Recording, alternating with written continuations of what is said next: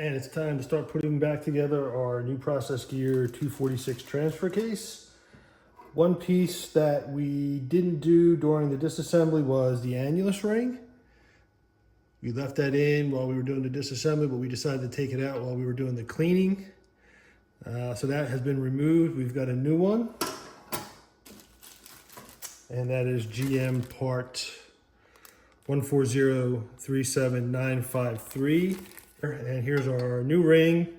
There's no opening anywhere in the retainer slot, so we don't need to worry about doing any kind of offset. We just need to get it started.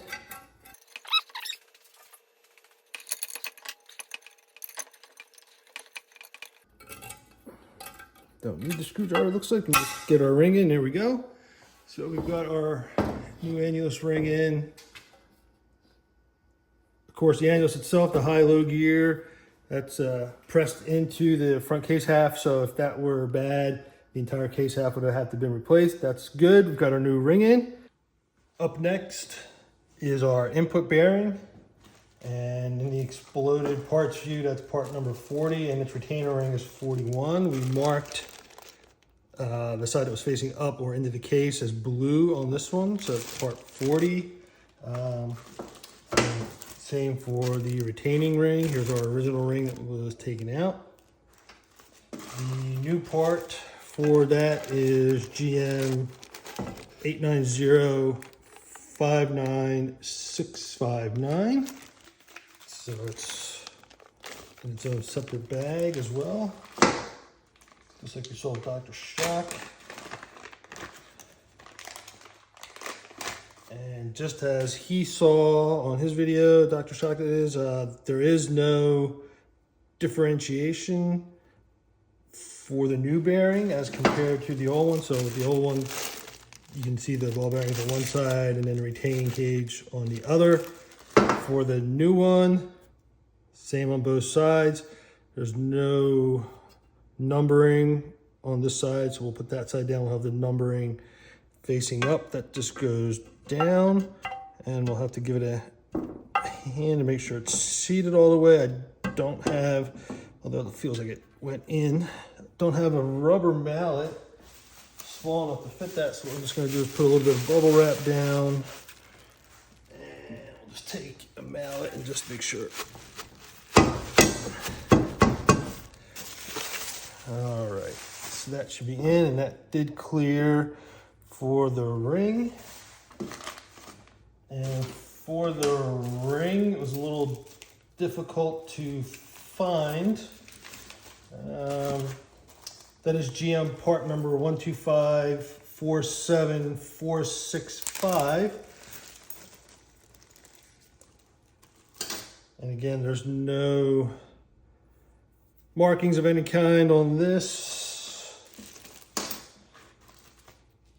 And it doesn't appear to be the same as the piece that we pulled out.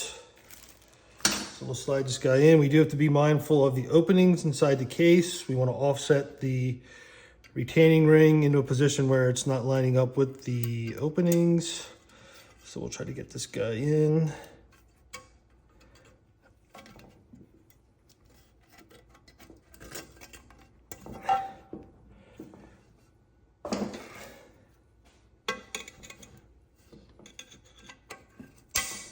And there we go. So that ring is in. Offset is good.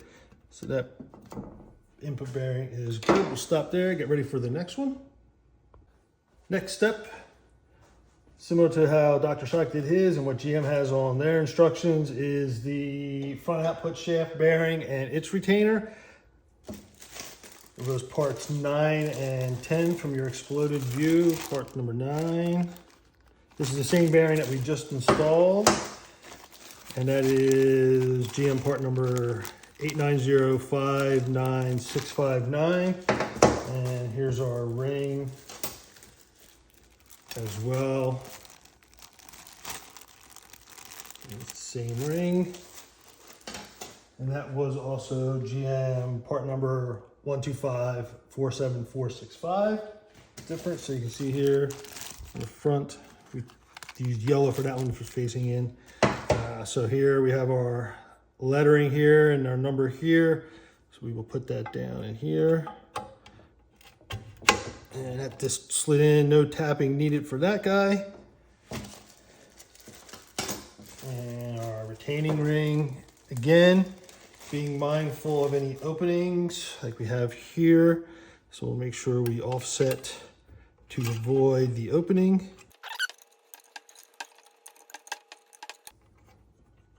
Our opening's over here, so we're gonna put this guy down into there.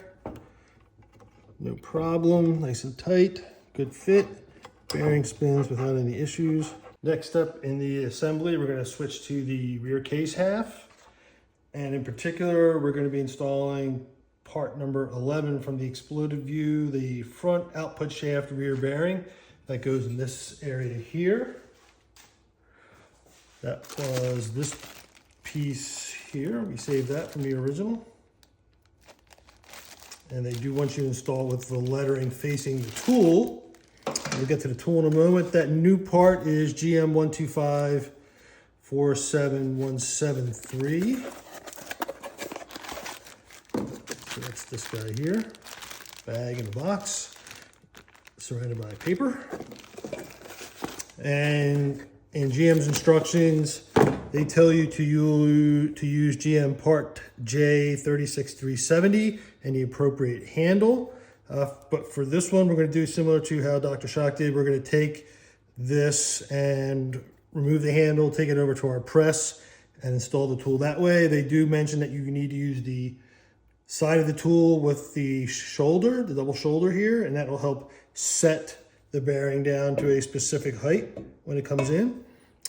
So here's our setup. We have our bearing set in with the numbers facing up towards the tool. Tool has the shoulder side down, and we're just gonna press it down. I do have the case sitting on a piece of wood as well, so that we're not pressing the magnesium case directly onto another metal. Got a piece of 2x8 underneath it.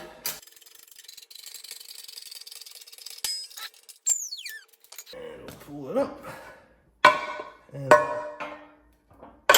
And that did seat the bearing down to the shoulder level on the tool. So there's a bit of a lip there. And if you go and watch Dr. Shock's video, he'll give you the exact measurements of what that depth was. All right, the next piece for the installation is part number front case half 25, the control actuator lever bearing, also known as the selector bearing. I've already started it in the case off camera, but we do need a specific tool. It's J42737. You need that because you need the tool to hold the needle bearings. Here's our old part number, which I just spilled all the old needle bearings on the table. You need that to hold them in, and it does go in a specific direction. There's a seal that goes in. So we're just gonna finish tapping this in to place. One thing that was a little bit different than what we saw with Dr. Shock, real quick, for GM part number 12547464, is that this one came with some packaging. So possibly, if you didn't have the tool, you may be able to try to use just the one of the pieces of a normal driver kit to try to use that and use this in the center to hold it if you don't have the tool.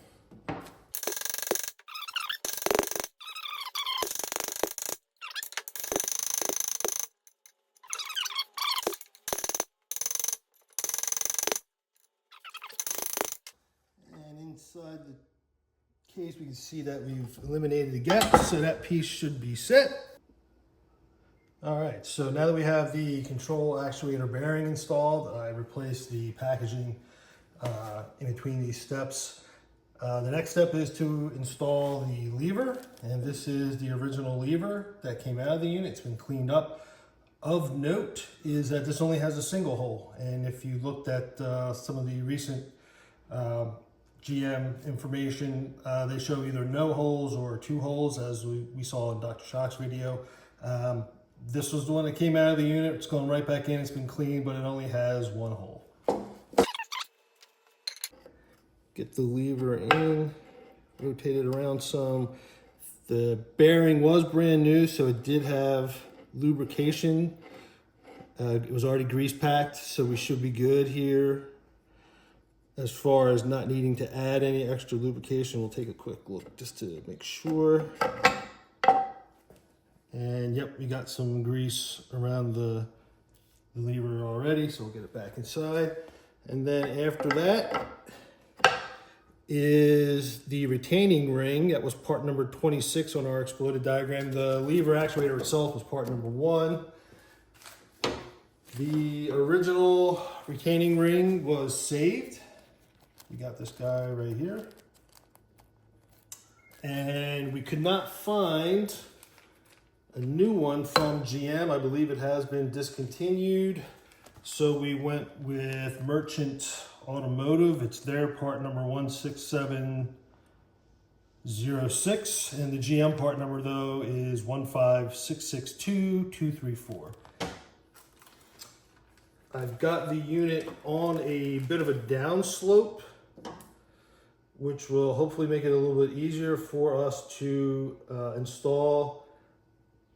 If you've seen videos of this trying to be installed, as you try to get the retaining ring on, it winds up pushing the actuator back out.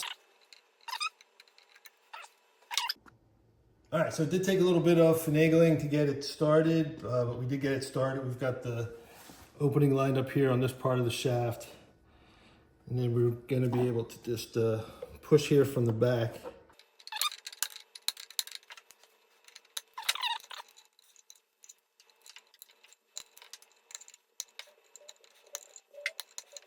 All right, I think we've got it now. I think it's seated. Yep. So that should have it all the way around. Just make sure. All right, so that's the actuator lever, the bearing, and now the retaining ring is on there. Next up was our front output shaft. We did not replace the shaft. We did not take the reluctor wheel off. You could use a press to put this back on if you did have to replace this. We also kept the cup that was originally installed. We did not remove that. We just basically cleaned this part up, use a little bit of Scotch Brite to clean up some buildup that was on part of it here. You can see it's all pretty much cleaned up now. Let it air dry, and then this simply just can be installed here. So that previous front output shaft, when I thought I had installed it all the way, I actually hadn't. I had to push it down a little bit further to get it to seat all the way down. Now it is down all the way. All right, the previous step, we installed the front output shaft from inside the case. I did have to go back and reseat it, not reseat it, but actually seat it a little bit further in. I didn't have it seated all the way when I first stopped. Did get it seated all the way, and that did allow the groove that is down here to be visible then. And this piece is internal transfer case component number 15, as we mentioned. We did not put part number 16 on it because we left that on there. That was the front output shaft speed reluctor wheel, so that stayed on. We also kept the cup in there as well, right? That would have been part number 14, which was the front output shaft bore seal, so that stayed on there. The next step is for front case half part number 30, and front case half part number 30 is the front output shaft bearing retainer ring. So this was the original piece that we took out. We could not find that through GM, that part. So instead, we have Merchant Automotive. Their part number 682653, which also corresponds to GM 00682-653 as well. Again, front case half part number 30. If we look, looks like it's about the same.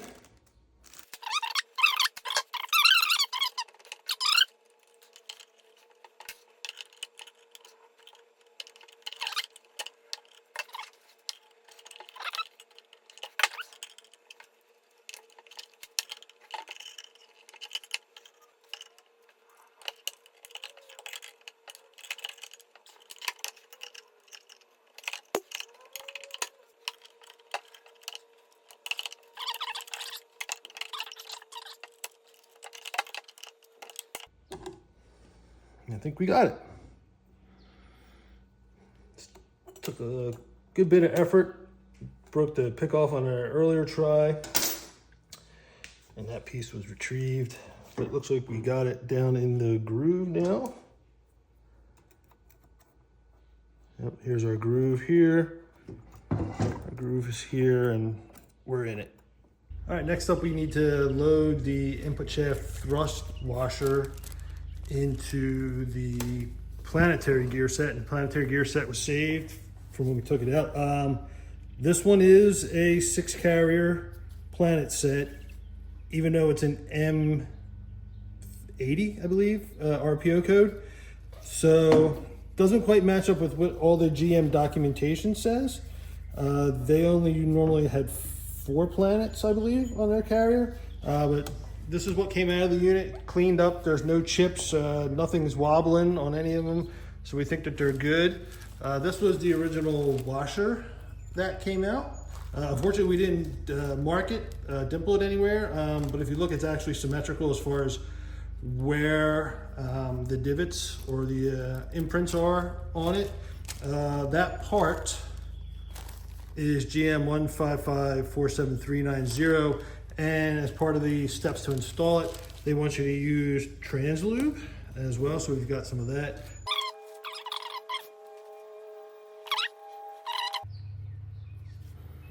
And then that slides down into the slots and is seated. All right, up next is we need to install the input shaft pilot bearing into the input gear. And the parts that I have here for the exploded view on the internal transfer case components are a little different than what Doc Shock had. I've got 34 for the pilot bearing, which is, here's the original one, and here's our new one. It is part 1235040. It does not have any writing on it whatsoever. It doesn't look like the original one did as well. If it did, it's super, super small and not gonna be able to read it. And then here's our input gear. This is the original gear. We cleaned it up. You can see the witness marks down for where the pilot bearing goes. In the directions, they ask you to use a tool, which I actually did find by scouring the web. It's a J45383. They don't say in the documentation which end to use, but only one side actually fits inside the pilot bearing. If you try this side, it lines up even with it, so that's not going to work. So that's how it's going to sit inside. Here's our offset, which should hopefully line up with what we had for the witness marks on the inside of the gear. They say to use the handle portion of the tool and hammer it in, but instead we're going to use the press. So we're going to put this inside our new bearing, and then we'll take it over to the press and press it in over there next. All right, so the gear is on the press on top of a block of wood. The tool is inside the bearing, which is now inside the gear, and we're just going to slowly press down.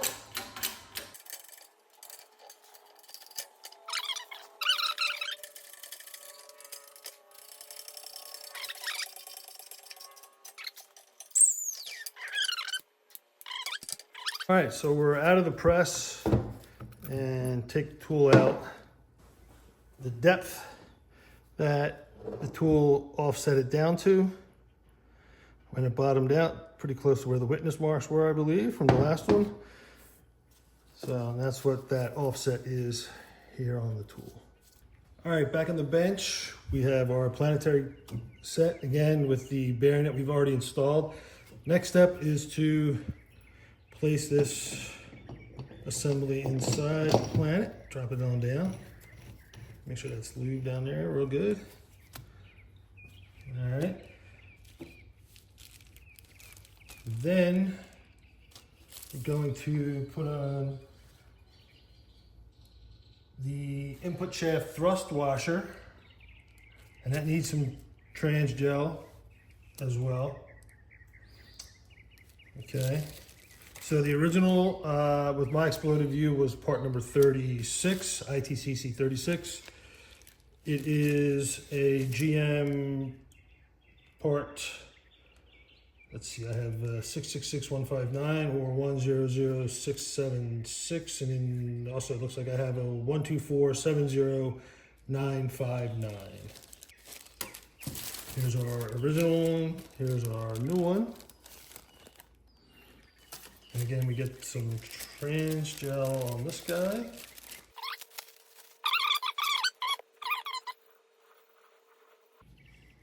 And then that goes down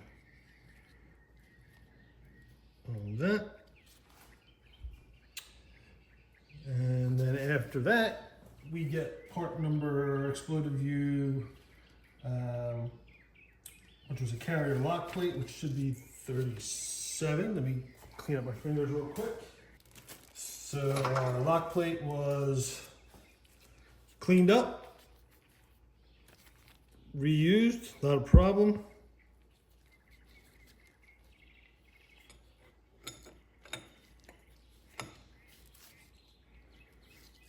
And then after that, we will install what was my part planetary gear shaft retaining ring, part exploded part number 32. And that is GM port 15547-397. That's going to be this guy. Again, we'll try to avoid the open spaces here.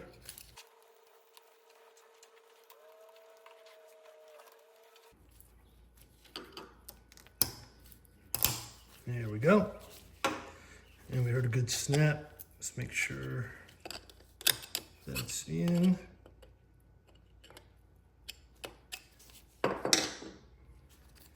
And everything is moving as expected. Up next is to get our carrier assembly into the front case half. They mentioned possibly using a mallet or a rubber hammer to help guide this in. It's sort of an interference fit with the planets and the annulus. So we'll see how well we do with this.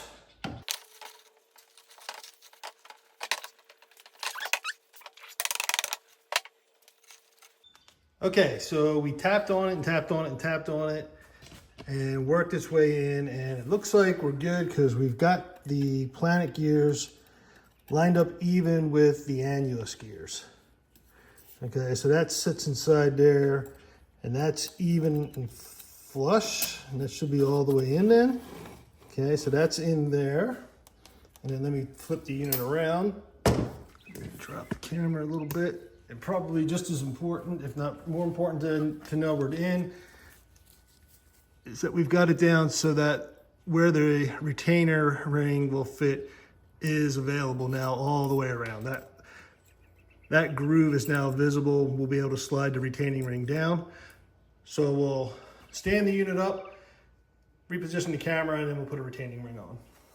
All right, so our retaining ring was front case half 34, I believe. 34, yep. With my parts explosion, and that is a GM part number 682653. We had this part earlier for part 30. And we had to go through Merchant Automotive to pick up that part. So 34, here's our original part. You can see in the new one, it's the exact same part.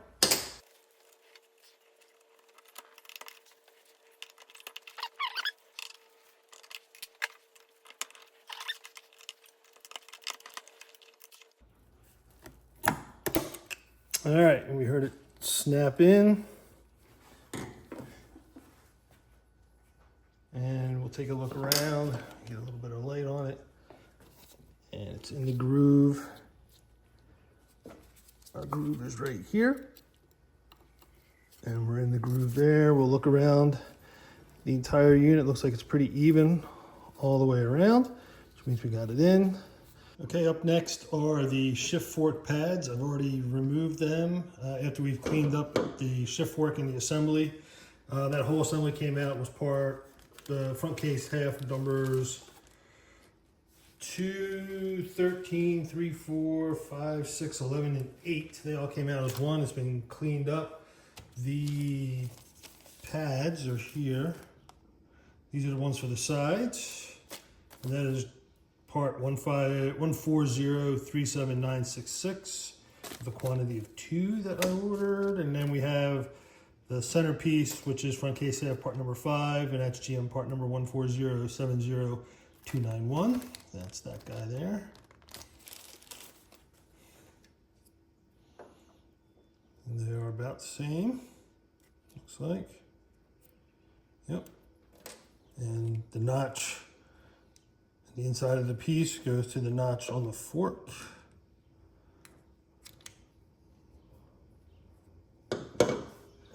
And then we have the 2 side pieces. So we have 2 side pieces, and again, they are the same pieces. And they snap into there.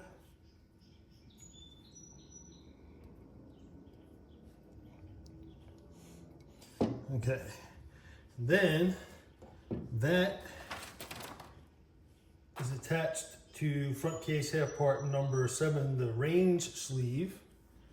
And that was this piece that's been cleaned up. We looked at it, everything looks really good. And that's going to go there. Okay, we're gonna stop there and then get ready, because that whole assembly then gets installed inside the case next. Okay, so we've got our assembly, which has the roller on it, and the roller is going to wind up fitting in this groove here. So we need to get the teeth in and the roller in at the same time.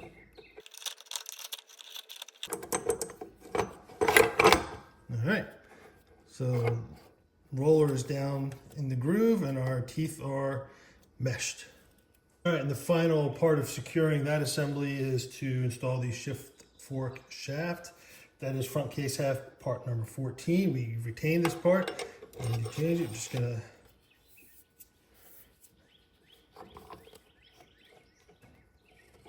and there we go. All right, up next is our clutch lever. This is our original part. This was the case half, front case half 42. We've cleaned it up. Going to reuse it, not a problem with it. And then in order to keep the piece fastened, we need our pivot pins, and the pivot pins would go in through the sides and hold the fork. But these are no longer available, nor are the O-ring seals. We could not find them at all. So we've cleaned these up as best we could. They come with the pin, a washer, and we have the original O-rings, and they are in good shape, pretty good. So we're gonna make sure we get these cleaned. We've got some AutoTrack 2 fluid. Poured a little out here. We'll put each O-ring in this, get it all lubed up, then we'll rebuild these pins. When the pins are ready to go, we'll start the video again. One thing that we did do as well is we tapped on our shaft. It did have to go down just a little bit after we installed it. It was out a little bit. It's down now, so it's installed all the way. So we're going to turn off the video, put these pins all back together again with the O-rings sealed, and then we'll be ready to install the clutch lever. All right, so let's install the fork with these pads up. The roller will go on top of the lever. And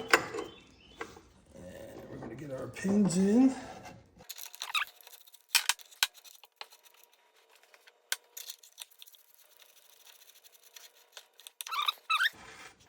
Torque these down, and 20 to 30 to 40 is our final. Make sure we get them even all the way across.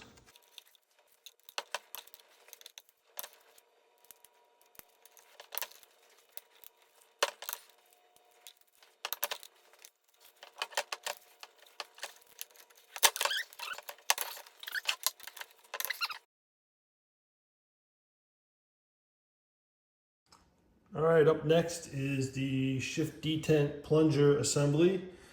That is front case half parts number 21, 22, 23 and 24. So we got our original parts here that have been all cleaned up. These are the parts that have been cleaned and are going to be reused. The other part is the O-ring, and that is going to be replaced.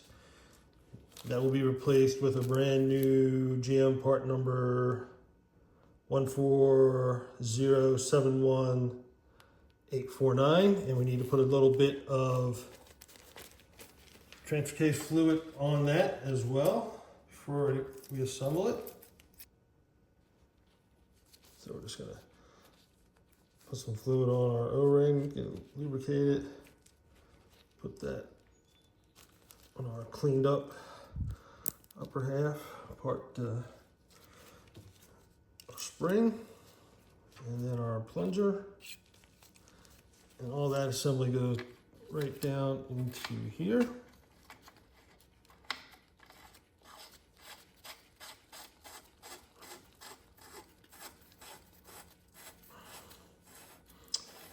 And then we torque that to 13 foot-pounds.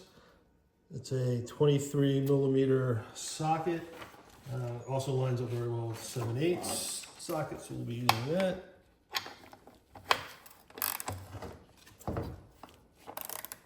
Being very careful not to over torque. And that's it right there. That's our plunger.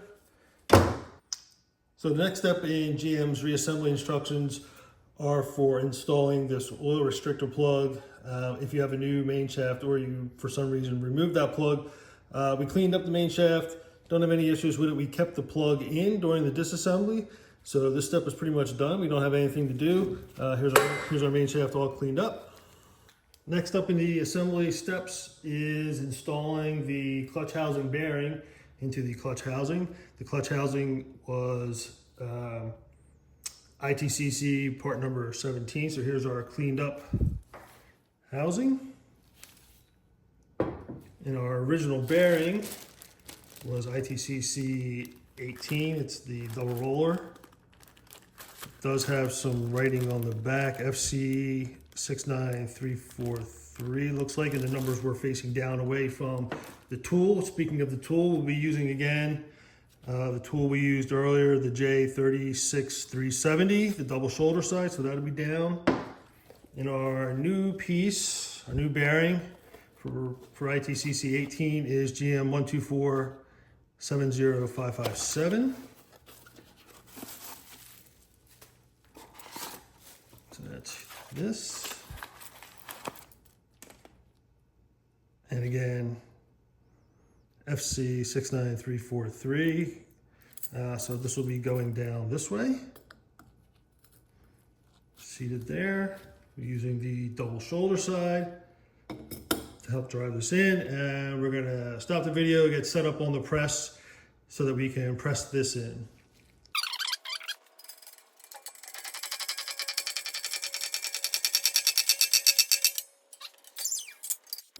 So as we can see, we have that offset thanks to the tool, and we're good to move on to the next step. The next two steps are very straightforward. We have our main shaft here. We're going to install the clutch housing onto our main shaft.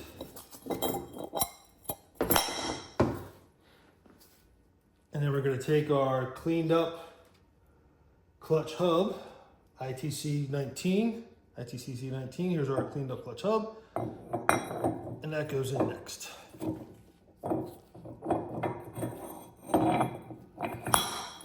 And then from here, we're going to start building up the clutch hub. All right, up next is ITCC part 21, the oil restrictor. We got it marked here. We just clean this up. And that piece just simply goes back down.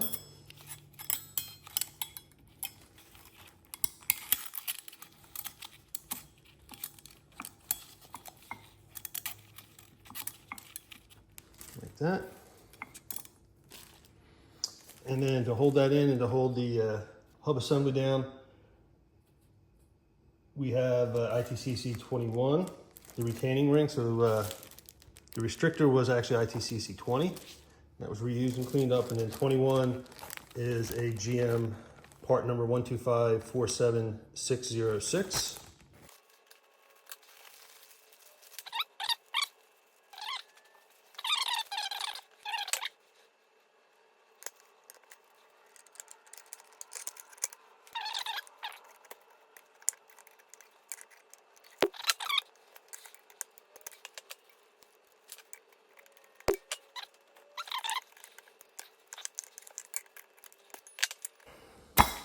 There we go. All right, so that is in all the way, and we'll move in to our next step. Just a real quick shot here of the steels that have been cleaned up. They do show some wear, but everything was flat, nothing warped. We did see more of the burn-in on the top and bottom steels than we did of the ones here in the middle, that were in the middle of the clutch pack. The new steels are GM part number 125-47608, but that is a discontinued number. So we were able to get a couple, but we didn't get a full stack. We could have gone aftermarket, but for this build, we're just gonna go with those 2 new ones, and then we're gonna replace 2 out of the originals. All right, the next step of our clutch pack buildup would be the actual steels and friction materials. The first piece that goes in actually is ITCC part number 22, the backing plate. This is the original. It's been cleaned up. We've already put our oil restrictor in and the retaining ring. This is the original. The notch here goes down. There are witness marks. They're not very prevalent, but they can be seen here as well. After that's down, then we start adding GM part number 890-59648.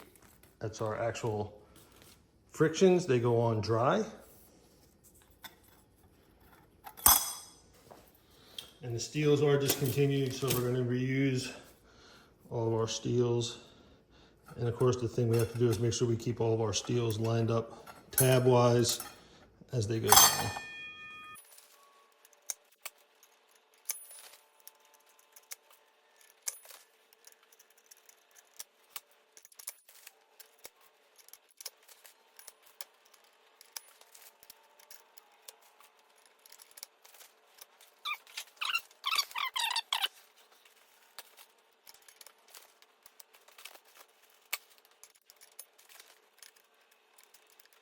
All right, the last piece that goes on for your clutch pack buildup is your shim. This was our original shim. We did find gouging on it after we cleaned it up.